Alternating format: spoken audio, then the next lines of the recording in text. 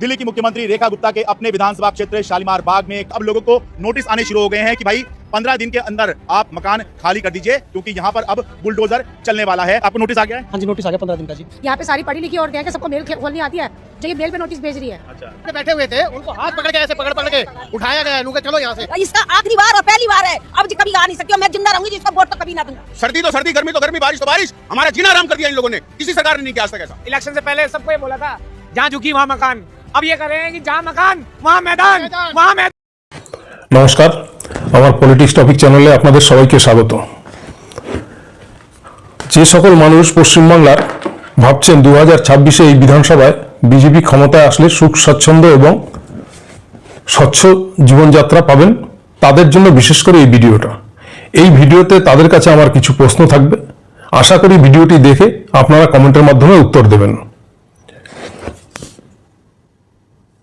বহু মানুষই স্বপ্ন দেখছে বিজেপি ক্ষমতায় চলে আসবে এবং বিজেপির যারা তাবর তাবর নেতা রয়েছেন তাদের বলছে ক্ষমতায় অলরেডি চলে এসছি। তাহলে ধরে নেওয়া যাক তাদের কথা যে বিজেপি ক্ষমতায় চলে এসছে। বিজেপি ক্ষমতায় চলে আসলে বাংলার জনগণ, বাংলার মানুষ, অপমর বাঙালি তারা কি পাবেন আর কি পাবেন না, সেই নিয়ে আমি আজকের ভিডিওটি করছি এবং আপনাদের মতামত অবশ্যই কমেন্টে চাই। তার আগে একটা কথা বলে রাখি, আমার এই পলিটিক্স টপিক চ্যানেলের অনুষ্ঠান যদি আপনাদের ভালো লাগে অতি অবশ্য সাবস্ক্রাইব করে আমার পাশে থাকবেন, যাতে আগামীতে নিত্য নতুন ভিডিও আপনাদের সামনে নিয়ে আসতে পারি। তাহলে আজকের ভিডিওটি হলো বিজেপি ক্ষমতায় চলে আসলে আপনি জনগণ হিসাবে বা বাংলার মানুষ হিসাবে আপনি কি পাবেন আর কি পাবেন না। আচ্ছা, বিজেপির প্রচারে কি বলছে? তারা আসলে অনেক ফ্যাসিলিটি বাড়বে। তো এর আগে যখন কেন্দ্র সরকার এই বিজেপি মোদি গভর্নমেন্ট 2014 সালে এসেছিল, তখন এদের বক্তব্য ছিল দেশের যত কালা ধন বিদেশে গেছে সেই টাকাকে এরা ফেরত নিয়ে আসবে এবং প্রত্যেকটি ভারতবাসীকে 15 লক্ষ টাকা করে অ্যাকাউন্টে দেবে।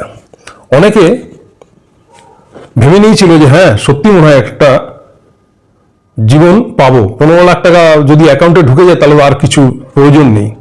মানুষ মোদি গভর্নমেন্টকে দুহাত ভরে আশীর্বাদ করেছে। তারপরে সাংবাদিক সম্মেলনে দেশের স্বরাষ্ট্রমন্ত্রী যিনি হয়েছেন তিনি এসে কি বললেন, ওটা তো জুমলা ছিল, মানুষের থেকে ভোট নেওয়ার একটা পলিসি, 15 লাখ টাকা কোনোদিন দেওয়া যায় নাকি। তো যাই হোক, সে 15 লাখের গল্প চলে গেল এবং বলেছিল দ্রব্যমূল্য কম হবে দেশের। এবং কিভাবে কম হবে না, পেট্রোল ডিজেলের দাম যদি কমে যায় তো জিনিসপত্রের দাম, দৈনন্দিন সাংসারিক জীবনের ডাল তেল নুন চাল সবকিছুর দাম কমে যায়, কেননা এর যে পরিবহন খরচা সেই খরচাটা হ্রাস পাবে এবং তার জন্য দেশের দ্রব্যমূল্য কমে যাবে। কিন্তু কালক্রমে আপনি কি দেখলেন, যে পেট্রোল তখন 55 থেকে 60 টাকায় বিক্রি হচ্ছিল সেই পেট্রোল এখন 110 টাকায় বিক্রি হচ্ছে। তাহলে আপনি কি সুবিধা পেয়েছেন? আপনিই বলবেন, আপনারাই বলবেন। এবং আরো এরা বলছে এখন যে বিজেপি গভর্নমেন্ট বাংলায় নিয়ে আসুন, আবাস যোজনা আবার চালু হবে। আমরা গ্রাম অঞ্চলে গিয়ে বলছে 3 লাখের বাড়ি দেবো, শহর অঞ্চলে এসে বলছে 5 লাখের বাড়ি দেবো। আচ্ছা ভাবুন তো, সারা দেশব্যাপী যারা আবাস যোজনা বন্ধ করে দিয়েছে, আপনার মনে হয় বাংলার ক্ষেত্রে আবার আবাস যোজনা চালু করবে? সেই বিশ্বাসযোগ্যতা এই পার্টির উপরে আছে কি? তাই যদি হতো, এই ভিডিওর প্রথমেই দেখলেন একটি ভিডিও রয়েছে, যে ভিডিওটি দিল্লি শহরের। এই দিল্লি শহরে প্রথম পরিবর্তন হয়ে বিজেপি গভর্নমেন্ট হয়, আজ থেকে 12 মাস বলতে গেলে আগে। সেখানে বলেছিল সবার ঘর, সবার বাসস্থান, সবার জল, বিদ্যুৎ পরিষেবা ফ্রি, স্বাস্থ্য, শিক্ষা এবং মহিলাদের 2500 টাকা করে অ্যাকাউন্টে প্রতি মাসে দেবে। আমরা কি দেখেছি, দিল্লির বুকে মন্দির ভাঙা, বাড়িঘর ভাঙা, বস্তি ফাঁকা করা এবং মন্দির ভেঙে আরএসএস এর পার্টি অফিসের পার্কিং বানিয়ে দেওয়া। তাহলে কি কথা রেখেছে? রাখেনি। এবং বিশ্ববাজারে ডলারের দাম যা ভারত স্বাধীন হওয়ার পরে কোনোদিন হয়নি, তা এখন হয়েছে 92 টাকা ছাড়িয়ে প্রায় 93 টাকা ছুঁই ছুঁই। আচ্ছা ভাবুন তো, বিশ্ববাজারে যদি ইন্ডিয়ান মানির দাম এত পড়ে যায় তাহলে আপনি অন্য দেশের সাথে প্রতিতুলনা কি করে করবেন? কারণ আপনার দাম তো কম, তো সেখানে বিশ্বগুরু মুখে বললে বা অ্যাডের মাধ্যমে সংবাদ মাধ্যমের মাধ্যমে যদি বলে বিশ্বগুরু ভারত শ্রেষ্ঠ আসনে চলে গেছে, এ তো গল্পের গুরু গাছে তোলা। তো আপনার কি সুবিধা হয়েছে কি বুকে হাত দিয়ে বলবেন যে সত্য কি মিথ্যা বলছি। 100 দিনের কাজ বাংলার কি সারা ভারতবর্ষী সারা ভারতব্যাপী গ্রাম অঞ্চলের একটি যোজনা ছিল কেন্দ্র সরকারের। এই 100 দিনের কাজে কি হতো, পুকুর কাটানো, খাল বিল নদী নালা ড্রেন বড় বড় হাইড্রেন কাটানো হতো জন্মজুরিতে। তাতে 365 দিনের মধ্যে 100 দিনের গ্রাম বাংলায় গরিব মানুষকে কাজের একটা যোজনা দেওয়া হতো এবং একটা রোজ পেত। তো সেই 100 দিনের কাজটা বন্ধ করে দিয়েছে। আপনার মনে হয় যে আবার চালু করবে? সেটা আপনার বিশ্বাস। দুর্নীতি হবে না। আচ্ছা, এখানে বলছে তৃণমূল সরকার দুর্নীতিগ্রস্ত। ভালো কথা, দুর্নীতি তো কিছু অংশ হবেই। একটা 15 বছরের সরকার, তার এতজন এমএলএ বা এতজন মন্ত্রিসভায় থাকলে সবাই সৎ মানুষ হবে এরকম হয়নি আজ পর্যন্ত ভারতবর্ষের ইতিহাসে। এবং একটা সময় যারা আছে দুর্নীতির কথা বলে, যখন মমতা ব্যানার্জি মন্ত্রিসভায় ছিলেন, বিজেপি গভর্নমেন্টের সাথে ঘর করেছেন, সেই সময় জর্জ ফার্নান্ডেজ নামে এক মন্ত্রী কেলেঙ্কারিতে জড়িয়ে গেছিল বলে এই মমতা ব্যানার্জি তাদের সরকার ছেড়ে চলে এসেছিল। সেই নেত্রীর সরকার পশ্চিমবাংলায় তৃণমূল কংগ্রেস। আজকে তার দলের যদি কেউ দুর্নীতি করে থাকে, দুর্নীতিগ্রস্ত হয়ে থাকে, তার জন্য জেল রয়েছে, তার জন্য শাস্তি রয়েছে, তার দল থেকে সাসপেন্ড রয়েছে। কিন্তু যখন ডবল ইঞ্জিন সরকার হয়ে যাবে, ডবল ইঞ্জিন সরকারের বিচারটা কে করবে? করার কেউ থাকবে না। আপনার কি লাভবান তাতে? এবার বলবেন ডবল ইঞ্জিন সরকার হলে আর দুর্নীতি হবে না। যে সকল বিজেপি শাসিত রাজ্যগুলো রয়েছে, পাহাড় সমান দুর্নীতি রয়েছে, সেখানে কি তারা শাস্তি পেয়েছে? আপনারা জানেন মোদী গভর্নমেন্ট অজিত পাওয়ার, যিনি আজকে চলে গেছেন, তার উপরে আরোপ লাগিয়ে 70,000 কোটি টাকার ঘোটালা আছে বলে তাকে তার দলে টেনে নিয়েছিল। 15 দিনের মধ্যে সরকার ভেঙে বিজেপিতে যোগ দেয় এবং উপমুখ্যমন্ত্রী বানিয়ে দেয়। তাহলে 70,000 কোটি টাকা যার নামে ঘোটালার দুর্নীতি তুলেছিল, তাকে কি করে দলে নেয়? দলে নেওয়ার পরে কি সাফসুদ্র হয়ে গেছে? আসল কথা সেটা তার উপরে চাপিয়ে দেওয়া হয়েছিল। ইডি সিবিআই ভয় দেখিয়ে তাকে দলে টানাটাই মূল উদ্দেশ্য ছিল। তো এই হচ্ছে এদের দুর্নীতির গল্প। দুর্নীতি যদি প্রকৃত অর্থে অনুব্রত গরু চুরি করেই থাকতো, অনুব্রত আজও জেল থেকে ছাড় পেত না। কেন, অমিত শাহের কি দয়া হয়েছে নাকি, না মায়া হয়েছে যে তার জন্য ছেড়ে দিয়েছে? না ইডি সিবিআই এর হাতে প্রমাণপত্র থাকাকালীনও সেগুলো কোর্টে তুলে দেয়নি? এরকম হয় নাকি? এরকম হয় না। কারণ হচ্ছে বর্ডার পাহারা দেন অমিত শাহ। যদি চুরি করতেই হয়, লোক পারাপার করতেই হয়, যদি জঙ্গি ঢোকাতেই হয়, যদি গরু পারাপার করতেই হয়, তো অমিত শাহের সাহায্যে ছাড়া কোনোদিন এটা সম্ভব না। এটা আপনাদের বুঝতে হবে। যদি আপনার পেটে কিছু থাকে তাহলে বুঝতে হবে। দ্বিতীয়ত কথা, দুর্নীতি আখেরে বলে ভাইপো দুর্নীতি কি, বালি খেয়েছে, কয়লা খেয়েছে, পাথর খেয়েছে। আচ্ছা একবার ভাবুন তো, এই কয়লা সারা দেশে সেন্ট্রালের অধীনে থাকে এবং তাদের পাহারা করে দেয় সেই সেন্ট্রাল বাহিনী। তাহলে সেখানে অভিষেক ব্যানার্জি গিয়ে কয়লা চুরি করবে, এটাও সম্ভব, এটাও মেনে নিতে হবে। মানে বিরোধিতা করতে গেলে যে কোনো কলঙ্ক, যে কোনো কেলেঙ্কারি সাধারণ মানুষ এত কিছু বোঝে না। ভ্যানওয়ালা, টোটোওয়ালা, রিক্সাওয়ালা, ঠেলাওয়ালা এরা কিন্তু বোঝে না যে দুর্নীতি কিভাবে হয়, কিভাবে করতে হয়। এই সকল দুর্নীতি, সরকারি দুর্নীতি কিভাবে করতে হয় তারা বোঝে না। এবং তাদের সামনে এই কথাগুলো তুলে ধরলে তারা সত্যি ভাববে, যখন রূপতি নিয়ত বলবেন তখন একদিন তারা বিশ্বাস করবে সত্যি অভিষেক ব্যানার্জি কয়লা দুর্নীতিতে দুর্নীতিগ্রস্ত। এটাই হচ্ছে এদের মেইন উদ্দেশ্য, এদের ক্ষমতা আসাটাই হচ্ছে মেইন উদ্দেশ্য।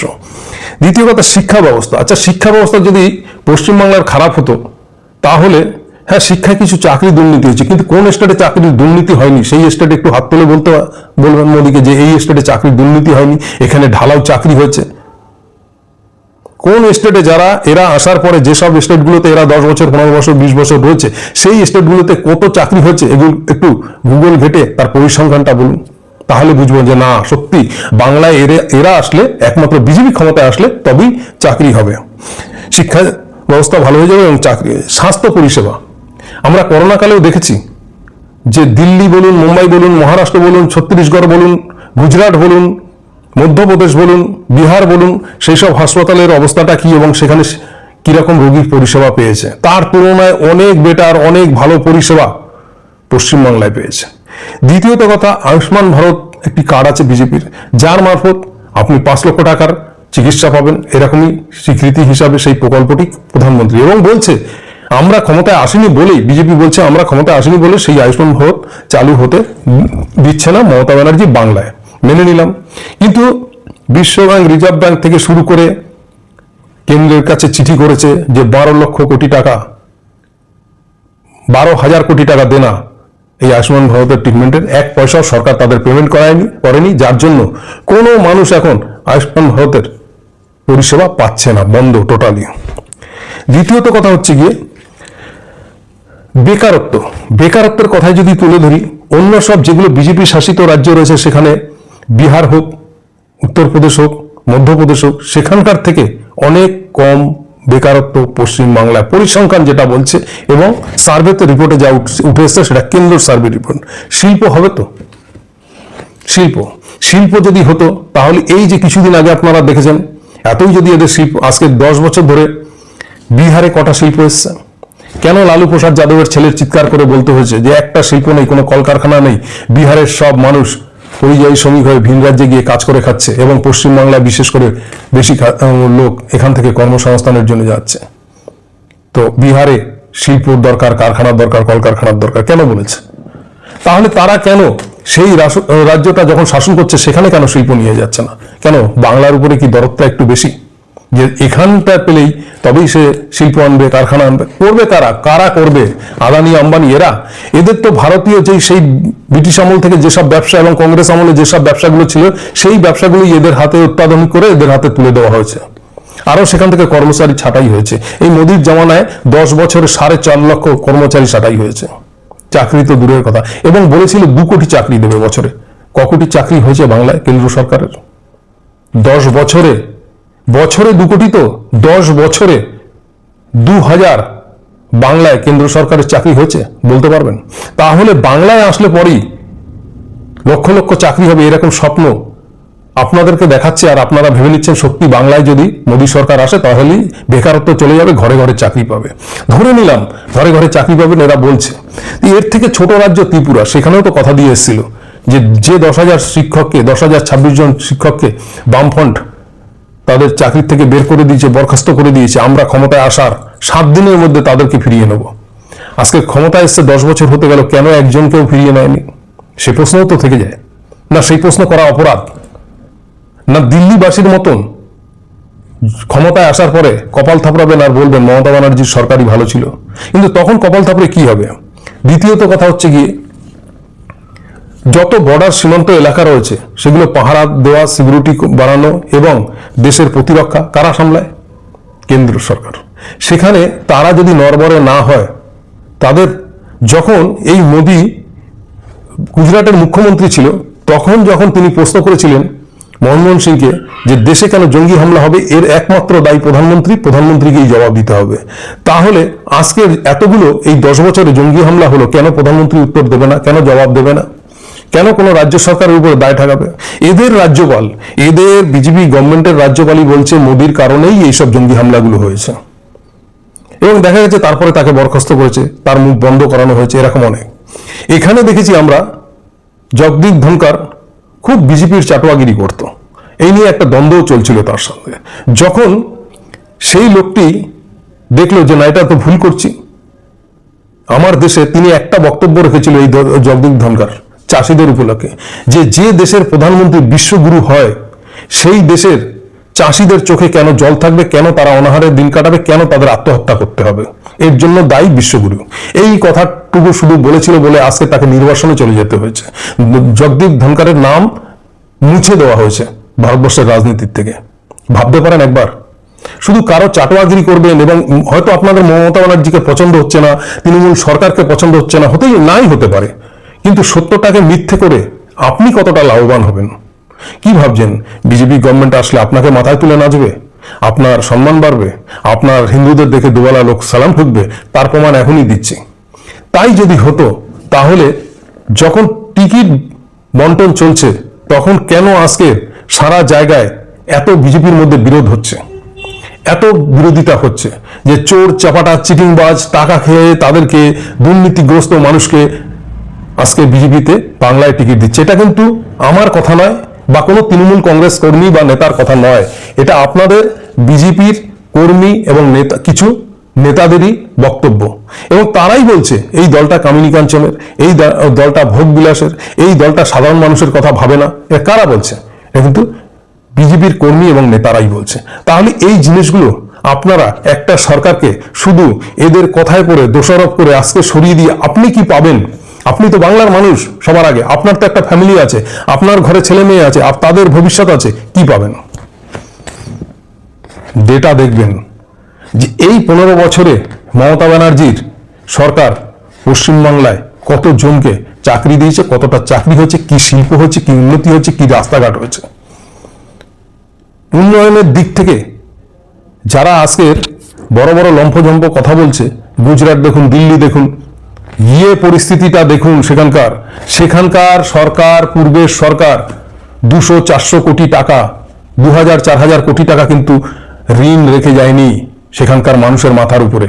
কিন্তু এখানে বামফ্রন্ট সরকার যখন চলে যায়, যে ঋণের বোঝা রেখে গেছে সেই ঋণ এর ইন্টারেস্ট কিন্তু এই সরকারকে বহন করতে হচ্ছে। এইবারে কথা হচ্ছে, যিনি বিশ্বগুরু, যিনি এমন কি উন্নতি করেছে যে আর্থিক অবস্থা তো ভেঙেই পড়েছে ভারতবর্ষের, ডলারের দাম বেড়ে গেছে এবং জিডিপি কমে গেছে, সেখানে কি উন্নতি করলো যে আজকে দেশ স্বাধীন হওয়ার পর থেকে কোনো সরকার, কোনো দেশের প্রধানমন্ত্রী যত টাকা ঋণই করেনি, ভারতবর্ষকে ইনি সেই ঋণগ্রস্ত করে দিয়েছে। ভাববেন না একবার? এই কথাগুলো বলতে গেলেই কি আপনাদের মুখে চলে আসে যে চটি চাটা? দ্বিতীয়ত কথা, সব থেকে বড় এজেন্ডা হচ্ছে বিজেপির, যেটা প্রচার, খাও না খাও, যদি বাঁচতে চাও, যদি হিন্দু হও তো বিজেপিকে ভোট দাও, সনাতনীরা বিজেপিকে ভোট দাও। আচ্ছা, সনাতনীরা বিজেপিকে ভোট দিলে কি হবে?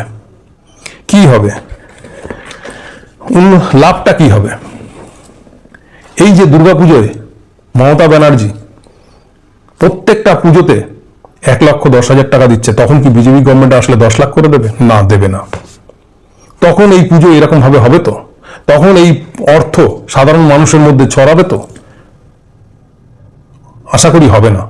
দ্বিতীয়ত কথা, এই যে মমতা ব্যানার্জির এতগুলো প্রকল্প, হিন্দু বলে কি এর 4 গুণ প্রকল্প চালু হয়ে যাবে বাংলায়? আবার বলবেন ভাতা সরকার, যদি তাই হয় ভাতা সরকার, তাহলে ভাতা সরকার যদি হয়েই থাকে, তাহলে আপনারা কেন বলছেন বিজেপি যে আমরা আসলে 3,000 দেবো? আমি আজকের একটা ফ্যামিলির সাথে কথা বললাম, তিনি বিজেপির সমর্থক, তার ফ্যামিলি বিজেপিকে ভোট দেয়। তার সাথে আলোচনা করলাম, ভাই ভোট তো এসে গেছে, কোথায় ভোট দেবো? বলছে আমরা আর কোথায় দেব, এই ভাতার সরকারকে দেব না, আমরা মোদী সরকারকেই দেব, মোদী সরকারকে। আমি বলছি আচ্ছা, মোদী সরকারকে তো দেবে, ভালো কথা। তো ভাই তুমি কি কাজ করো? তো বলছে আমি রঙের কাজ করি। তো ক টাকা রোজ পাও? বলছে 600 টাকা আমার রোজ। ভালো কথা। তা তুমি কত অব্দি লেখাপড়া করেছো? বলছে আমি এই 7-8 অব্দি। আচ্ছা, তোমার তো চাকরি পাওয়ার কোনো আশা না, তোমার বয়সও যথেষ্ট, ছেলে মেয়ে আছে? বলছে 2 ছেলে আছে, বউ আছে। তারা বলছে একটা মাধ্যমিক পড়ে তারপর একটা কারখানায় কাজ করে, আর বড়টা ও উচ্চ মাধ্যমিক পাশ করার পরে আমার সাথে রঙের কাজ করে। ভালো কথা। তা ওরা যুব সাথী করেছে? বলছে হ্যাঁ করেছে। তাহলে কত করে পাবে? 1,500 করে। তো তোমার বউ লক্ষ্মী ভান্ডার পায়? বলছে হ্যাঁ পায়। আর কি আছে বাড়িতে? বলছে আমার মা আছে। তা মাকে? বিধবা মা। আচ্ছা, উনি কি পায়? উনি বিধবা ভাতা পায়। তাহলে কত হলো? 4 জন লোক তোমার ফ্যামিলিতে 1,500 টাকা করে পাচ্ছে। তো 4 জন লোক 1,500 টাকা করে যদি তোমার ফ্যামিলিতে পায়, তাহলে কত পাচ্ছে বছরে? মাসে 6,000 টাকা, বছরে 6-12-72,000 টাকা। আচ্ছা, কোন স্টেটে আছে যে একটা ফ্যামিলিকে বছরে 72,000 টাকা দিচ্ছে? আচ্ছা ভাই, যখন পছন্দ করছো না ভাতার কথা বলছো, তোমার ছেলে কোন সা চাকরির উপযুক্ত? তোমার ছেলে কোন সা চাকরির উপযুক্ত? বড় ঠেলে ঠুলে কোন রকম ভাবে একটা মাধ্যমিক, একটা উচ্চ মাধ্যমিক করেছে, রেজাল্ট মার্কশিট এমন কিছু ভালো না, এবং লেখাপড়ায় সেরকম ব্রেনই ছেলেও না। তাহলে এমন কি চাকরির আশা করো? কোনো মলে বা কোনো কলকারখানায়, আর না হলে তাকে কোনো হাতের কাজ, না হলে কোনো ব্যবসা, এছাড়া তো উপায় নেই। তারপরেও সে মাস গেলে 1,500 টাকা পাচ্ছে। এটা কোন দিক থেকে কম?